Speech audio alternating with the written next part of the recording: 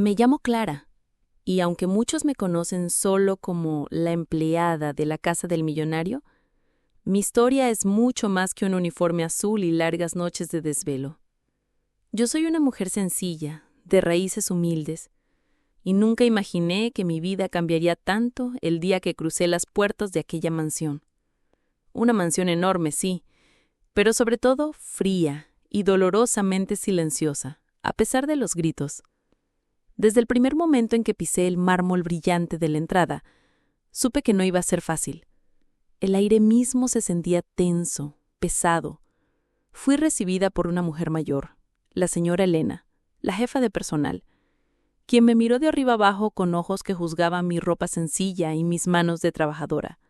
Me explicó mis deberes con una voz cortante, como si cada palabra fuera una orden militar.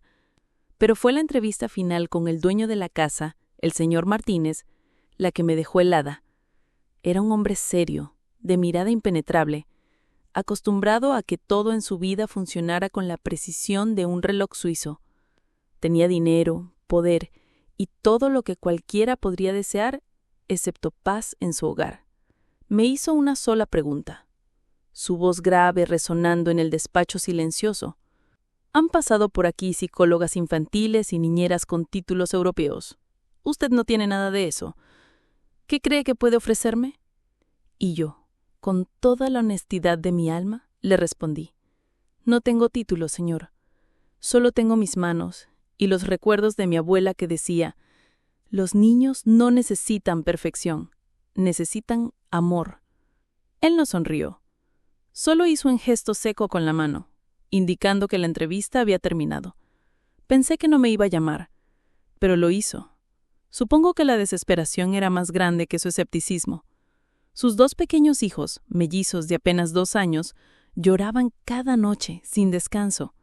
Su llanto era el verdadero dueño de esa casa, un lamento constante, como si ninguna caricia, canción o juguete caro pudiera calmarlos. Las enfermeras especializadas, con sus uniformes impecables y sus manuales de procedimientos, se paseaban por los pasillos como fantasmas frustrados. Y, en medio de ese caos de riqueza y tristeza, aparecí yo. La primera noche en la mansión jamás la olvidaré. El llanto de los pequeños se escuchaba desde el jardín, un sonido desgarrador, agudo, interminable. Subí las escaleras de caracol con el corazón encogido. Al llegar al pasillo de las habitaciones, me topé con las 2 enfermeras de turno. Se miraban entre sí, impotentes, con ojeras que delataban noches en vela. Una de ellas me dijo con un suspiro: ¿ya les dimos el biberón? La temperatura es perfecta. Los pañales están limpios. No sabemos qué más hacer. Me miraban como si yo fuera la próxima en la lista de fracasos. Pero dentro de mí había una voz, la voz de mi abuela, que me decía: confía, Clarita, haz lo que siempre supiste hacer. Entré en la habitación. Estaba decorada como un cuento de hadas, con estrellas que brillaban en el techo y los juguetes más caros que había visto en mi vida. Pero nada de eso importaba. En sus cunas los vi.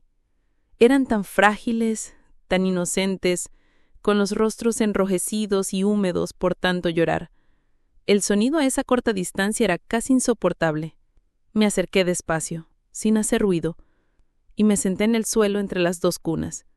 Respiré hondo, intentando calmar mis propios nervios.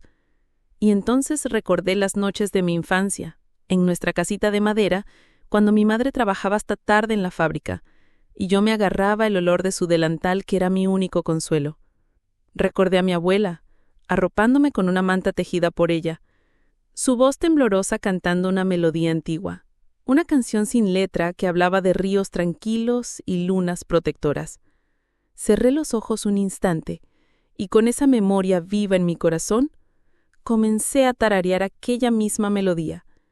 El silencio no llegó inmediato. Ellos dejaron de gritar y me miraron con esos ojitos hinchados y curiosos, como preguntando quién era yo y qué hacía en su mundo de dolor. No me moví, solo seguí tarareando, poniendo en cada nota todo el amor y la paz que yo misma había recibido de niña. Poco a poco sus respiraciones comenzaron a calmarse. Sus puñitos cerrados dejaron de agitarse.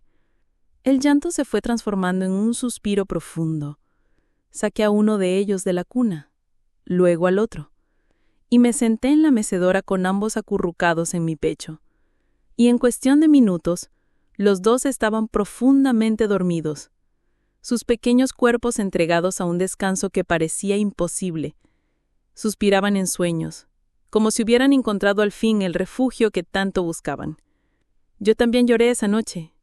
Lloré en silencio, con lágrimas calientes rodando por mis mejillas, porque en ese instante entendí que no era la melodía lo que los había calmado, sino el amor sincero, la conexión humana, ese calor que no se compra con dinero ni se aprende en universidades. Cuando salí de la habitación, las enfermeras me miraban boquiabiertas, una con alivio, la otra con un dejo de envidia mal disimulada. Pero lo que más me impresionó fue ver al señor Martínez al final del pasillo, de pie junto a la puerta de su despacho. Su habitual ceño fruncido estaba ahí, pero sus ojos estaban vidriosos. No dijo nada, solo me observó como si yo fuera un enigma, como si no pudiera creer lo que acababa de presenciar. Desde esa noche en cosas empezaron a cambiar. Los niños me buscaban. Durante el día, si se caían o se asustaban, sus bracitos se extendían hacia mí. Y yo les contaba cuentos, les inventaba historias de animales que hablaban en el jardín, de estrellas que eran los ojos de ángeles que cuidaban el sueño de los inocentes. Cada palabra, cada juego, cada abrazo, era un puente invisible que nos unía más. El señor Martínez, al principio, mantenía la distancia.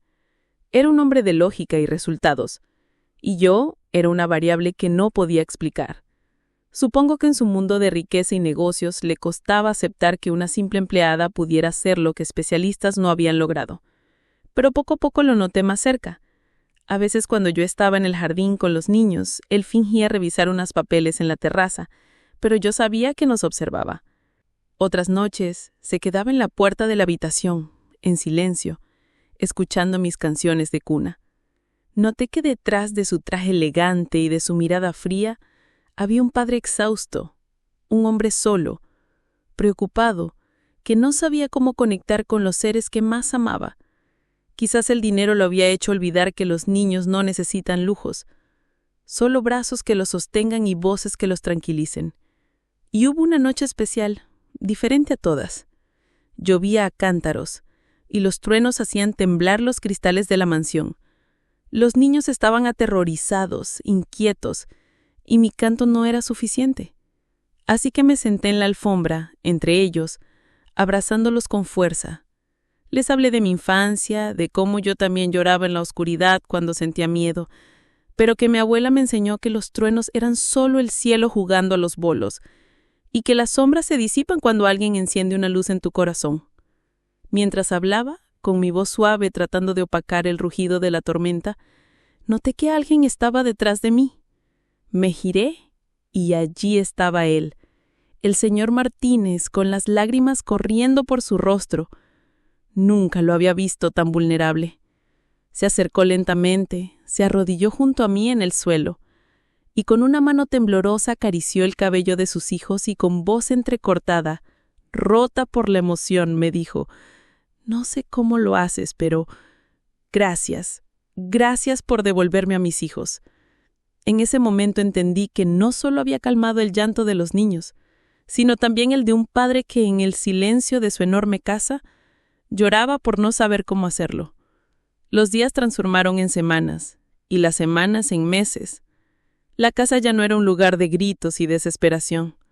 Por las noches reinaba una paz que antes parecía inalcanzable. El señor Martínez empezó a llegar más temprano del trabajo. Al principio solo observaba. Luego empezó a sentarse con nosotros. Aprendió las canciones, intentó torpemente al principio contar los cuentos, perdió el miedo a mostrarse vulnerable frente a sus hijos y frente a mí. Y cada noche mientras veía a esos pequeños dormir plácidamente, a veces uno en mis brazos y otro en el de su padre, sentía que mi misión iba mucho más allá de un trabajo.